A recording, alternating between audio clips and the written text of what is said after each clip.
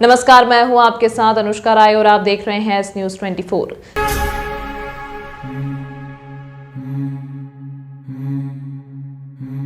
संयुक्त सहकारिता समिति कर्मचारी महासंघ के बैनर तले कर्मचारियों ने भरतपुरी स्थित जिला सहकारी बैंक में अनिश्चितकालीन हड़ताल शुरू कर दी। वेतनमान को निर्धारित करने के लिए कर्मचारियों ने अनिश्चितकालीन हड़ताल से पहले वरिष्ठ अधिकारियों को ज्ञापन दिया। जब तक मांगे नहीं मानी जाती तब तक अनिश्चितकालीन हड़ताल जारी रहेगी।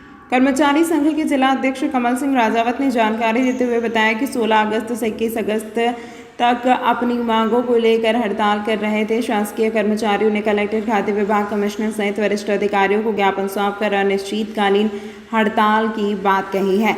वह निर्धारित किया जो पिछले कई वर्षों से हमें प्रदेश सरकार द्वारा सिर्फ आश्वासन ही दिया जा रहा है, लेकिन ज़मीनी स्तर पर चुनाव के बाद कोई भी काम नहीं करता। यही कारण है कि हमें अब अनिश्चितकालीन हड़ताल पर बैठना पड़ रहा है।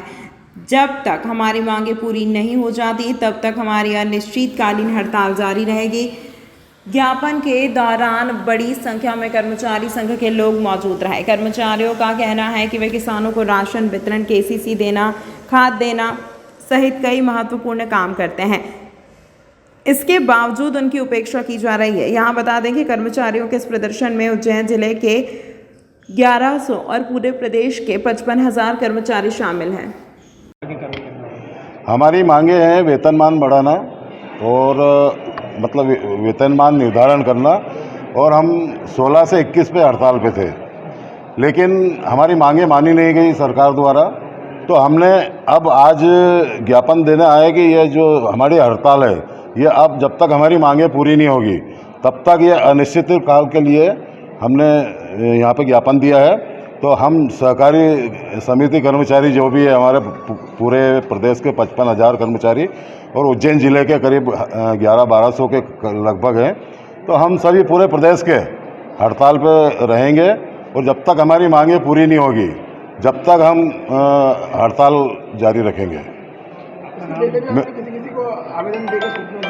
ये हमने आज कलेक्टर महोदय जी को सूचना दी, उसके बाद खाद्य विभाग में आए हैं।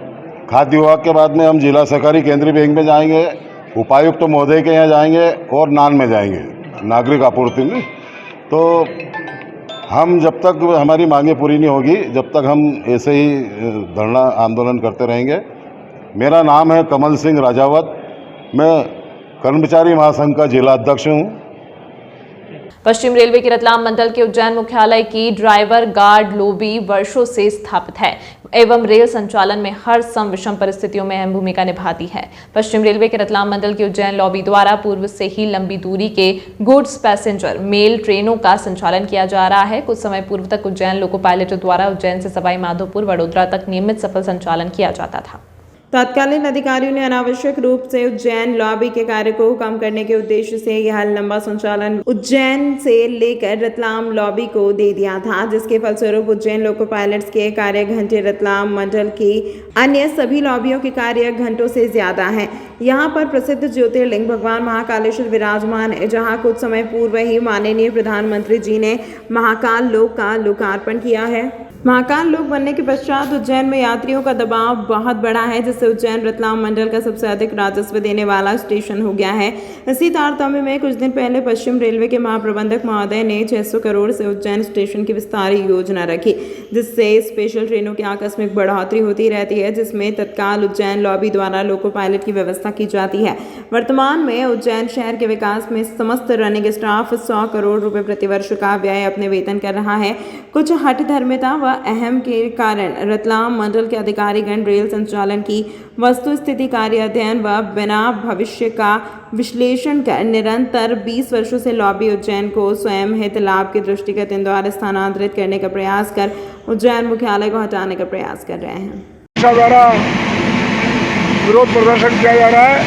हम 4 दिन से सरकार के खिलाफ, प्रशासन के खिलाफ ये मोर्चे संभाले हुए हैं और रेल प्रशासन की हठधर्मिता, रेल प्रशासन बिना किसी मतलब के, रेल प्रशासन के अधिकारी बिना किसी कारण के उज्जैन मुख्यालय को तोड़ने का काम कर रहे हैं। उनकी क्या जिद है, क्यों जिद है, ये समझ के बाहर है। और देखने में आया है पीछे कैलकुलेशन करने के बाद कि अगर उज्जैन से इंदौर अगर मुख्यालय ले जाया जाता है तो रेल कर्मचारियों का नुकसान है और रेलवे का भी नुकसान है।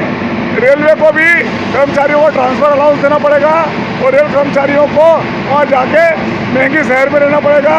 बच्चों की परेशानी होगी, उनकी संपत्ति कोड़ियों के भाव जाएगी और रेलवे को कोई फ़ायदा होने वाला नहीं है। जो गाड़ियाँ वो जितने घंटे में, जितने रनिंग टाइम में इंदौर से चलाने जाते हैं, उतने घंटे में, उतने रनिंग टाइम में वो गाड़ियाँ उज्जैन का रनिंग स्टाफ चलाने में सक्षम है और चला रहा है। अभी ऐसी परिस्थितियों में प्रशासन के साथ में हम कई बार बात कर चुके हैं, समझौता हो चुका है। प्रशासन ने बोला था कि जो भी कैडर रजिस्ट्रेशन में जो भी वो पोस्टें वहाँ लेके गए हैं वो एचजीएम के अप्रूवल से गई थी। एचजीएम के अप्रूवल से वो पोस्टें वापस ही आ जाएंगी, पर उन्होंने कोई कार्रवाई नहीं करी। जो समझौता हमारे साथ किया उस समझौते को वो लोग मान नहीं रहे हैं और गद्दारी कर रहे हैं रेल कर्मचारियों के साथ में।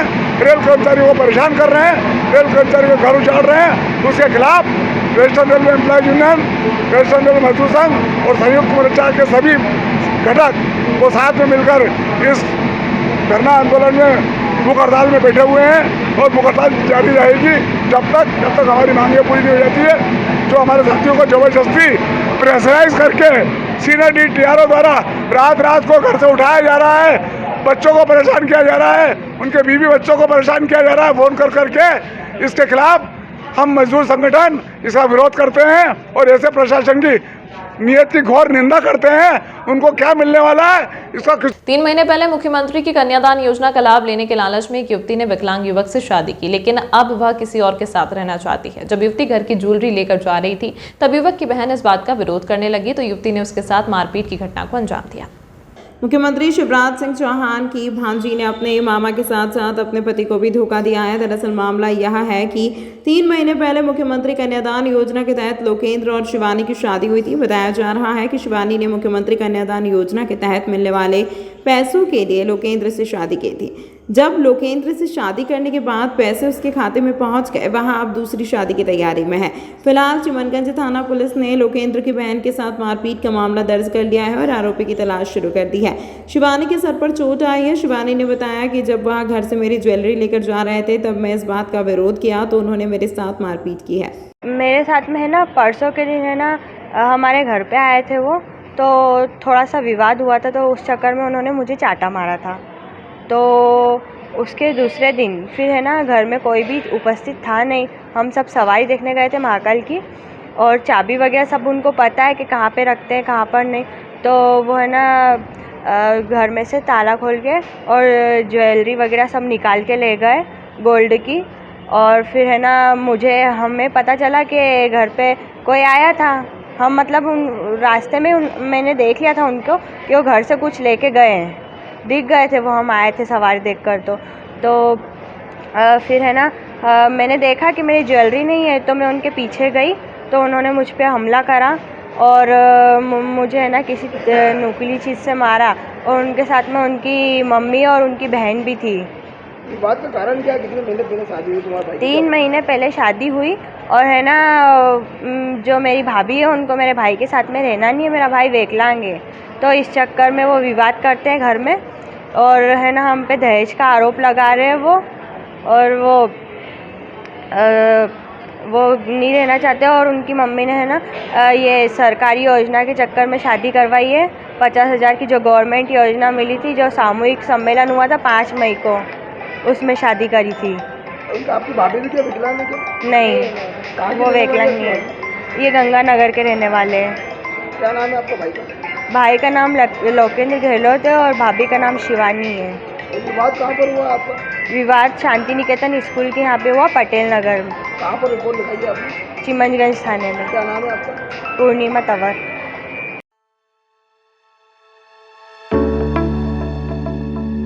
भाई और बहन के अटूट रिश्ते के पर्व पर हम लेकर आए हैं फैंसी राखियाँ का स्पेशल कलेक्शन। उज्जैन शहर में हम विगत 2001 से फैंसी राखियों का सबसे बड़ा काउंटर लगा रहे हैं।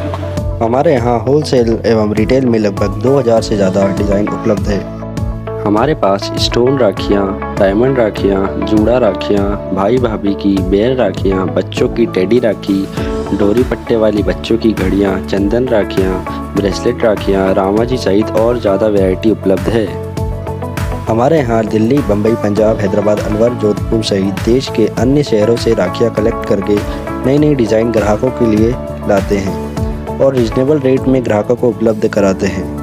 हमारा पता है ओम गुरु कृपा राखी एवं seasonable, 8 Bada Teliwada, Mohan Talkies Road, Kalidas School के पास, उज्जैन। हमारा मोबाइल नंबर है 9098858899। एक बार आधार कार्ड सेवा का अवसर अवश्य प्रदान करें।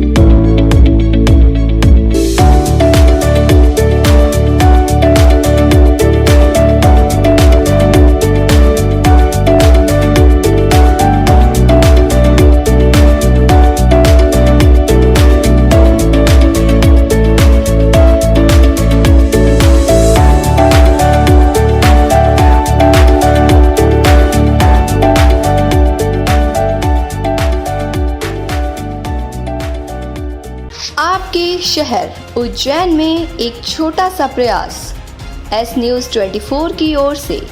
शहर या आपके आसपास कहीं भी कुछ भी घटना या दुर्घटना होती है तो आप हमें घटना या दुर्घटना का वीडियो, फोटो और आपका नाम आप हमें इस नंबर पर 8109197190 पे व्हाट्सएप कर सकते हैं।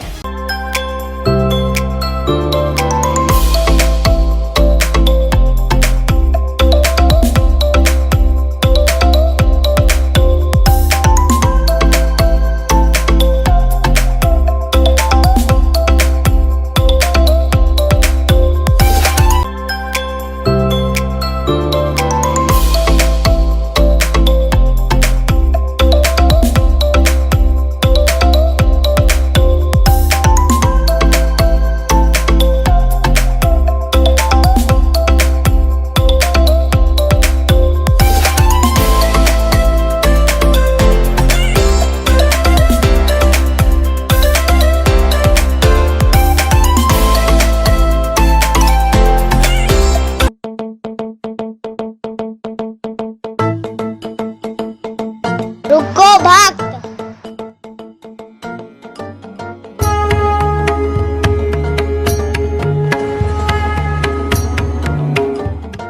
अगर मुझे भोग लगानी है तो उज्जैन के पास ही होटल साई पैलेस के दाल बाफले एवं लड्डुओं का ही भोग लगाया जावे। जो आज्ञा प्रभु।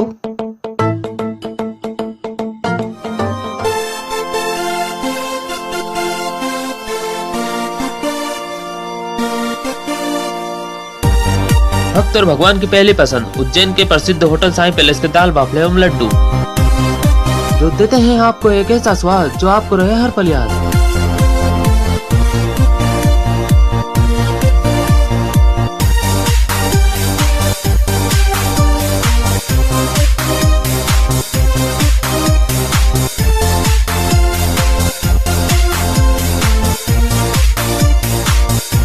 भोजन के बाद शाही पान का भी आनंद उठाइए। होटल केसर लक्ष्मी के पास महाकाल चौराहा उज्जैन। हमारी अन्य शाखाएं राजकुमार होटल के पास फ्रीगंज उज्जैन एवं Sundarban Dani Mangala road Ujjain. Phone number 073440661। बाबा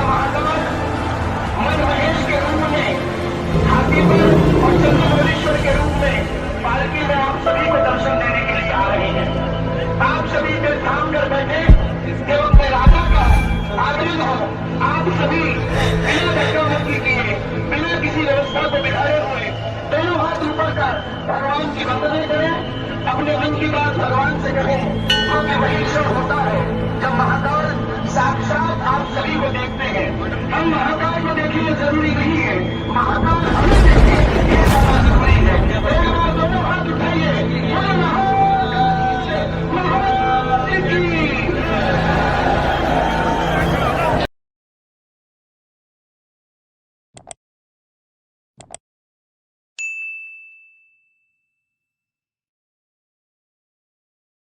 नागचंद्रेश्वर मंदिर के पट खुलते ही त्रिकाल पूजन, कई अव्यवस्थाओं का सामना करना पड़ा दर्शनार्थियों को। करीब 4 लाख श्रद्धालुओं ने लिया दर्शन लाभ, भक्तों का सैलाब उमड़ पड़ा। नागपंचमी के अवसर पर उज्जैन के नागचंद्रेश्वर मंदिर के पट खोलने के बाद रविवार की रात को सबसे पहले पंचायती महानिर्वाणी अखाड़े के महंत विनीत गिरी महाराज ने त्रिकाल पूजन और अभिषेक किया। इसके पश्चात दर्शन का सिलसिला शुरू हुआ। नागपंचमी और श्रावण सोमवार के संयोग के पूर्व उज्जैन के महाकालेश्वर मंदिर के शीर्ष पर विराजमान नागचंद्रेश्वर मंदिर के पट रविवार मध्य रात्रि को खोले गए। पट वर्ष में एक बार नागपंचमी पर ही खुलते हैं। महाकाल मंदिर प्रबंध समिति के अनुसार सोमवार दोपहर 12 बजे तक 2 लाख से अधिक श्रद्धालुओं ने दर्शन किए। दर्शनों का यह क्रम सोमवार रात 12 बजे तक चलेगा।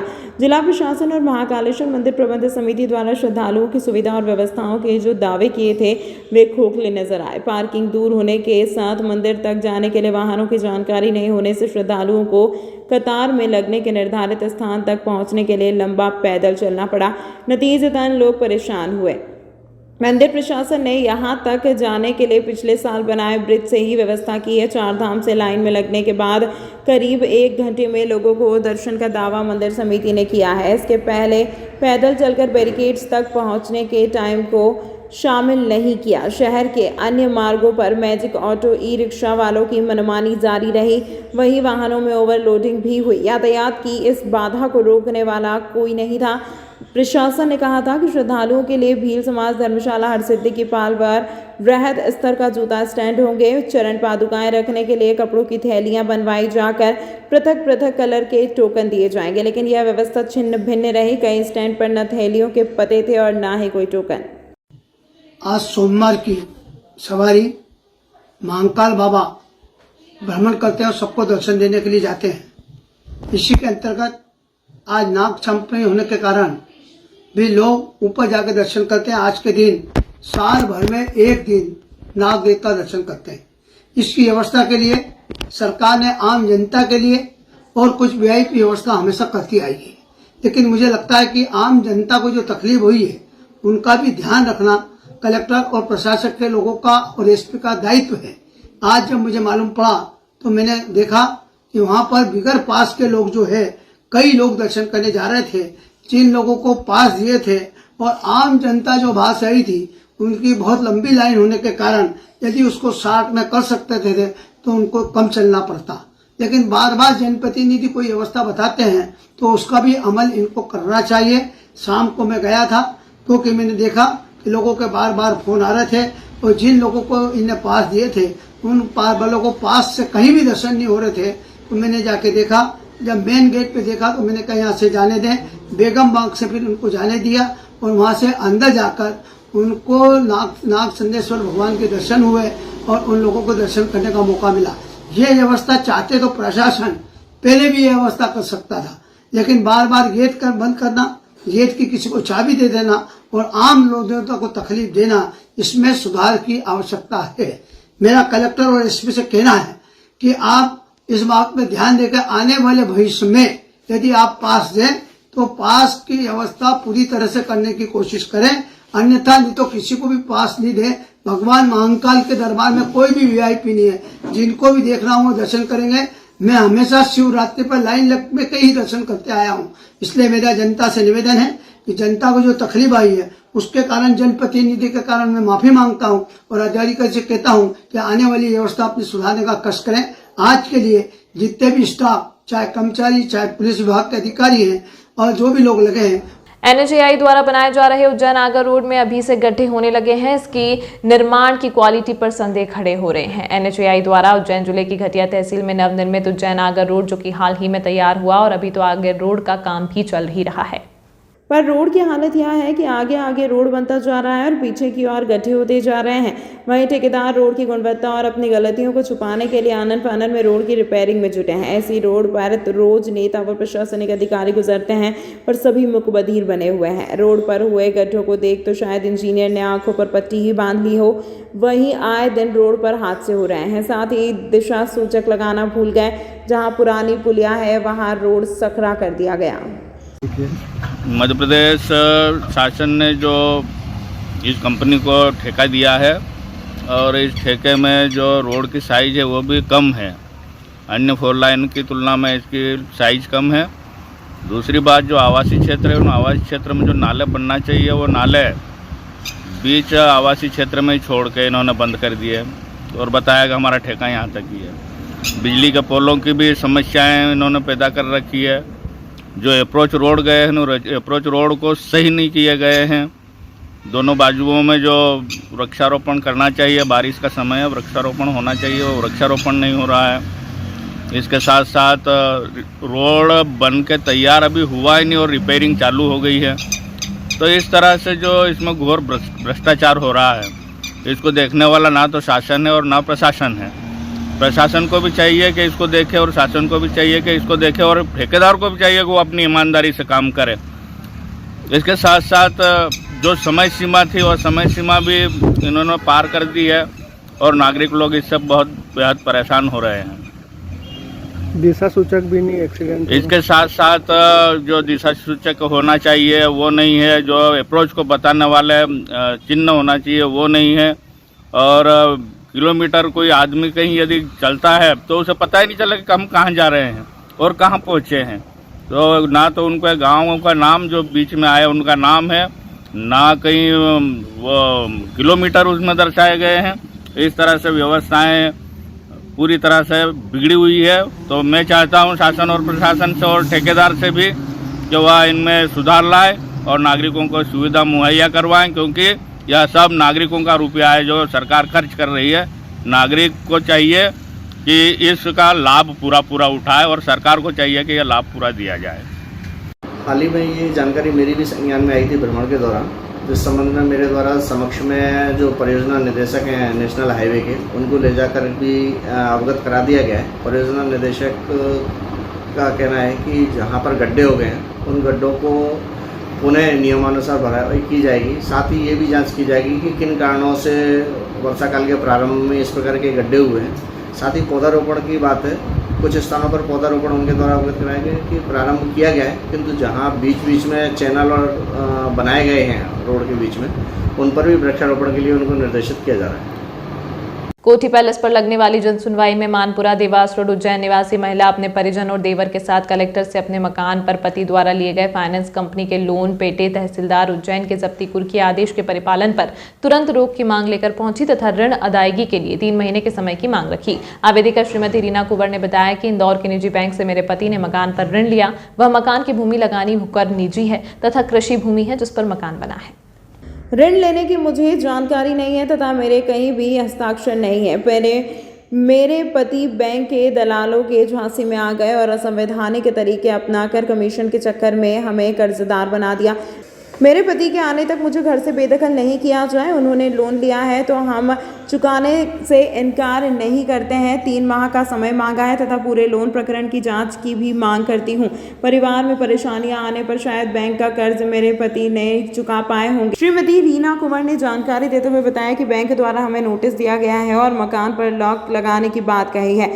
3 माह का समय लेने के लिए कलेक्टर से जनसुनवाई में लगाई गुहार। एयू बैंक से एक परिवार द्वारा 11 लाख रुपए का लोन लिया था, लेकिन कोरोना काल आ जाने के कारण वह लोन नहीं चुका पाए। अब अधिक समय हो जाने के कारण बैंक द्वारा मकान व संपत्ति पर कुर्की की बात कही जा रही है। इसी के चलते परिवार के लोगों ने मंगलवार को जनसुनवाई में कलेक्टर को ज्ञापन सौंपकर 3 महीने की मोहलत की मांग की है ताकि बैंक हमारी संपत्ति कुर्क ना करे। Finance company AU small finance bank limited Indore द्वारा मेरे पति द्वारा ली गई ऋण राशि को वसूल करने हेतु जिलाधीश महोदय जिला उज्जैन तथा आपके आदेश पर तहसीलदार उज्जैन द्वारा मेरे ऊपर ऋणी वसूली का दबाव बनाया जा रहा है तथा बार बार मेरी दीवार पर निवासरत मकान पर ताला लगाकर मुझे घर से बेदखल करने के लिए अंतिम सूचना पत्र जारी किए जा रहे हैं। परिवार के लोगों ने ज्ञापन देकर जिलाधीश महोदय से अपील की है कि मेरे आवासीय मकान की जब्ती कुर्की को रोके जाने के आदेश प्रदान करें तथा मुझे वांछित समय प्रदान करें। हमारे पति ने लोन लिया था बैंक से, तो अभी हम दे नहीं पाए तो अभी आवेदन आया है बैंक से, तो अभी हम देंगे। कोरोना आ गया था तो अभी भर नहीं पाए, तो हमको कुछ समय चाहिए, थोड़ा 3 महीने का टाइम चाहिए। कितने पैसे का लोन उठावा है? 11 लाख। हाँ। तो क्या कह रहे बैंक वाले भी, क्या कह रहे हैं आपको? वो अभी ताला लगाने की बोल रहे हैं। 24 तारीख को ताला लगाने की बोल रहे हैं। कलेक्टर को किस मांग को लेकर ज्ञापन दिया है आपने? क्या पूरा मांगा? 3 माह का समय चाहिए, इसलिए आवेदन दिया है। क्या नाम है आपका? रीना कुंवर। कहाँ पर मकान है आपका? वहाँ मानपुरा। AU बैंक फाइनेंस से लोन लिया था हमारे बड़े भाई ने, और इसका आदेश आया था हमारे मकान खाली करने का और ताले लगाने का। उसके लिए यहाँ आवेदन देने आए थे हम। 3 माह का समय चाहिए हमें, क्योंकि बीच में थोड़ा बहुत मतलब थोड़ा समय ख़राब चल रहा था हमारा, उस वजह से हम बैंकों की किस्त जमा नहीं कर पाए थे और ओवर ड्यू चल रहा था हमारा मामला उससे, और बैंक ने हमारे लिए कार्रवाई की। उसके ऊपर हमें 3 माह का समय चाहिए। और जो लोन हुआ है, मतलब जो ओरिजिनल दस्तावेजों के आधार पे नहीं हुआ है, ये फर्जी हुआ है। और हमारे भाई साहब के साथ जो थे उन लोगों ने ये फर्जीवाड़े से ये लोन करवाया है। तमाम महत्वपूर्ण खबरों के लिए देखते रहिए एस न्यूज़ 24।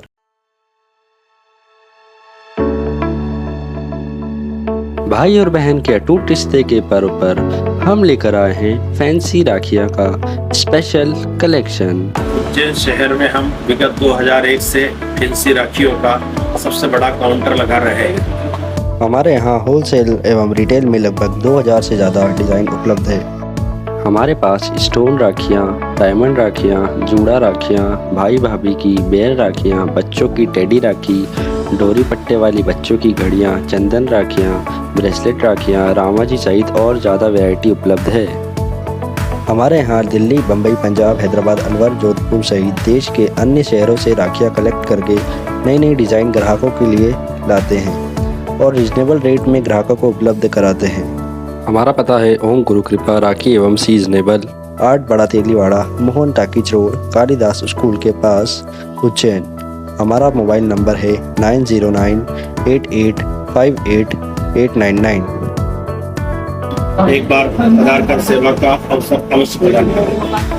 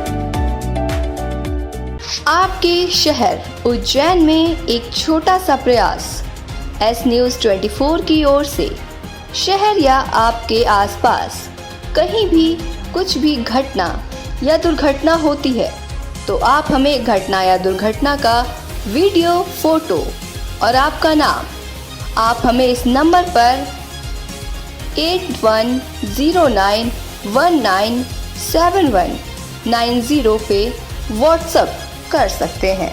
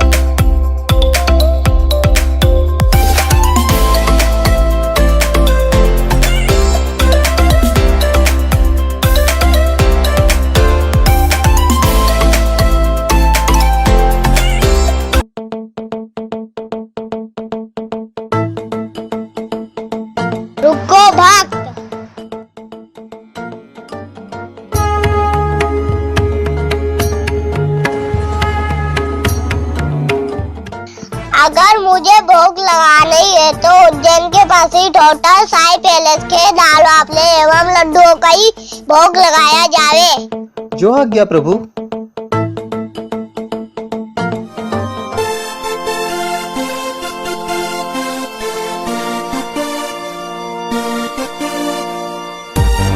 भक्त और भगवान की पहली पसंद उज्जैन के प्रसिद्ध होटल साई पैलेस के दाल बाफले एवं लड्डू, जो देते हैं आपको एक ऐसा स्वाद जो आपको रहे हर पल याद।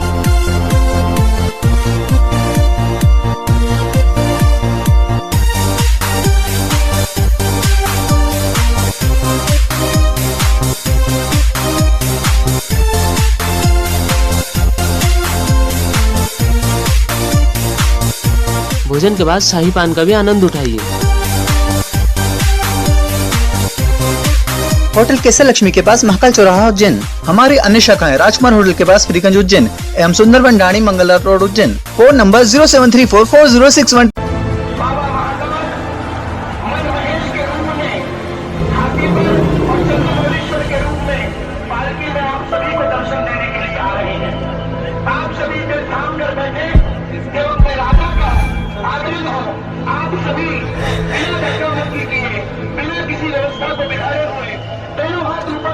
भगवान की वंदना करें, अपने मन की बात भगवान से कहें, क्योंकि वही क्षण होता है जब महाकाल साक्षात आप सभी को देखते हैं। हम महाकाल को देखिए जरूरी नहीं है, महाकाल